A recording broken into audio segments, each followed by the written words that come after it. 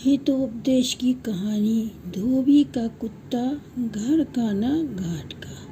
आत्मपक्षं परित्यज्य परपक्षे कुजो रतः स्वपरैर्हन्त्ये मूढ़ो।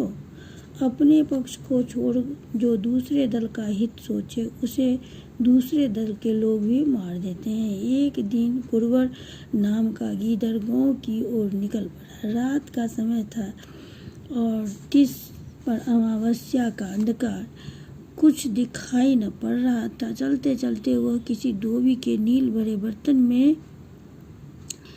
गिर पड़ा। उसने बार बार प्रयत्न किया पर वह उससे निकल नहीं पाया। रात बीतती जा रही थी। गिद्ध को लगता जैसे उसकी मुसीबत पास आ रही है। धोबी आएगा और पीटेगा। यह विचार उसका खून सुखा रहा था। उससे जो कुछ बन पड़ा उसने किया, फिर भी निकल न सका। धीरे धीरे तारे उषा की लाली में घुसने लगे। तभी अचानक गिद्ध को कुछ सूझी। वह उसी समय इस तरह लेट गया मानो मर गया हो। धोबी आया। गिद्ध को मरा हुआ जानकर उसने उसे उठाया और कुछ दूर पर फेंक आया। गिद्ध भी सिर पर पैर रखकर भाग खड़ा हुआ। भागते भागते वह बहुत दूर निकला। वृक्ष के नीचे बैठकर वह विश्राम करने लगा। वह सोचने लगा, अब मेरा शरीर नीला तो हो ही गया है, क्यों न इससे कोई लाभ उठाऊं। कुछ समय इसी प्रकार सोचकर वह उठा और अकड़ कर गिद्ध के पास जाकर बोला, हे वनवासियों, मेरी ओर देखो। वन देवता ने समस्त बूटियों का रस मिलाकर मुझे स्नान कराया है, अतः मेरा सुंदर शरीर अब नीला पड़ गया है। वन देवता ने आशीष देते हुए मुझसे इस वन का राज्य भी सौंप दिया। आप लोगों के लिए मेरी आज्ञा है कि आज से आप मेरे शासन में रहें और अपने को मेरी प्रजा समझें। वन में समस्त गिद्धों ने तथा व्याघ्र, चीता, शेर आदि सब पशुओं ने गिद्ध को प्रणाम किया और उसे देवी शक्ति का प्रतिनिधि समझकर अपना राजा स्वीकार कर लिया। एक समय राजा कुरवर की राज्यसभा आयोजित थी। वन के सिंह आदि सब पशु उसमें उपस्थित थे। कुरवर अहंकार में चूर हो गया और उसने अपने साथी गिद्धों का तिरस्कार कर दिया। गिद्ध भला यह सब कैसे सह सकते थे। उन्होंने मिलकर एक और सभा का आयोजन किया। सभा में एक गिद्ध ने कहा, भाइयों, मैं विश्वास दिलाता हूँ कि इसे सिंह आदि बलवान पशुओं के हाथ अवश्य ही मरवा दूंगा। इतना कहकर सायं काल के समय अन्य गिद्ध को लेकर वह गिद्ध कुरवर की ओर चला। कुरवर सिंह आदि पशुओं के साथ मंत्रणा कर रहा था। इन गिद्धों ने जाकर उसे चारों ओर से घेर लिया और जोर जोर से रोना प्रारंभ कर दिया। गिद्धों का शब्द सुनकर कुरवर से न रहा गया। स्वभावतः वह भी गिद्ध के साथ शब्द करने लगा।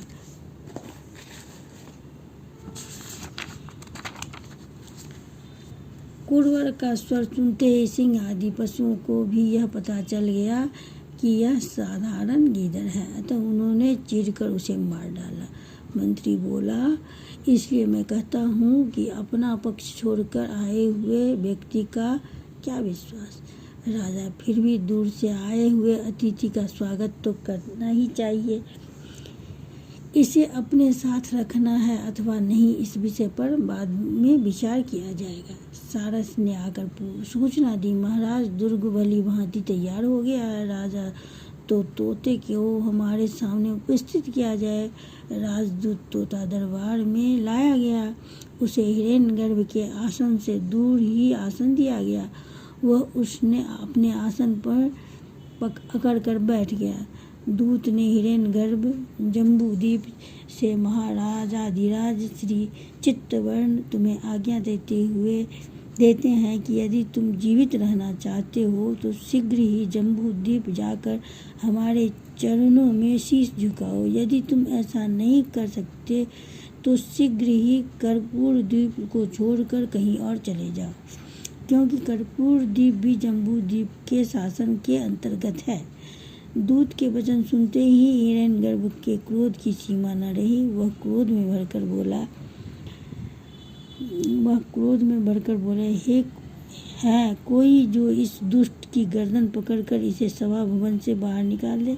यह सुनते ही कौआ मेघ कर्ण खड़ा होकर सगर्व बोला, महाराज यदि आज्ञा हो तो मैं इस दुष्ट तोते को अभी यहीं पर मार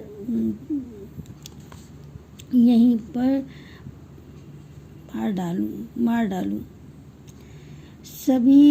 सभा की ऐसी गंभीर परिस्थिति देखकर मंत्री चक्रवाक राजा और मेघवर्ण को शांत करते हुए बोला, दूत को नहीं मारना चाहिए क्योंकि वह अपनी ओर से कुछ भी नहीं कहता।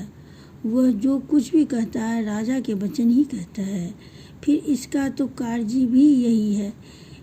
वह तो चाहे शस्त्र ही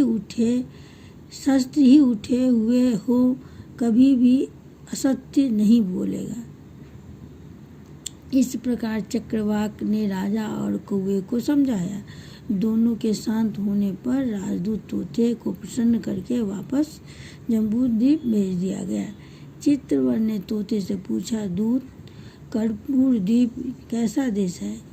वहाँ का राजा कैसा है? तोता, महाराज, कर्पूर द्वीप के विषय में अब आप क्या पूछते हैं? वास्तव में कर्पूर द्वीप दूसरा स्वर्ग है और हिरण्यगर्भ दूसरा इंद्र।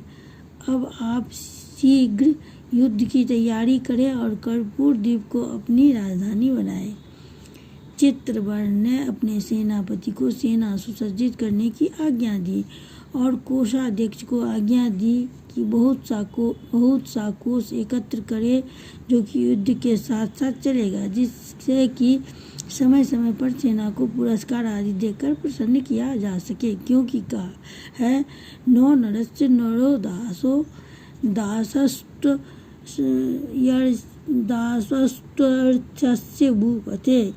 कोई भी किसी का सेवक नहीं होता, सब पैसे की सेवा करते हैं। शुभ मुहूर्त में राजा चित्रवर्ण की सेना ने कर्पूर द्वीप की ओर प्रस्थान किया। हिरण्यगर्भ के दरबार में एक दिन एक दूत ने आकर सूचना दी, महाराज, राजा चित्रवर्ण इस समय अपनी सेना को साथ ले युद्ध करने के लिए मलयागिरी की तराई में ठहरा हुआ है। उसके मंत्री को यह कहते ही सुना गया है कि उन्होंने हमारे किले में कोई गुप्तचर भी लगा दिया है। अतः किले की जहाँ तक हो सके देखरेख करनी चाहिए।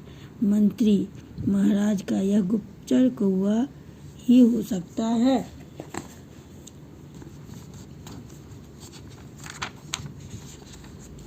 राजा, हो सकता है कि तुम्हारा अनुमान असत्य हो, क्योंकि यदि वह शत्रु का पक्षपाती है तो तोते के साथ क्यों लड़ने लगा था? अब भी वह युद्ध का नाम सुनते ही लड़ने को कमर कैसे बैठा कर रहता है? मंत्री, फिर भी बाहर से आए व्यक्ति पर शंका होती ही है। राजा, कभी कभी बाहर से आए हुए भी उपकारी हो जाते हैं। सुनो, मैं तुम्हें एक कथा सुनाती हूँ, कर्तव्य पालन।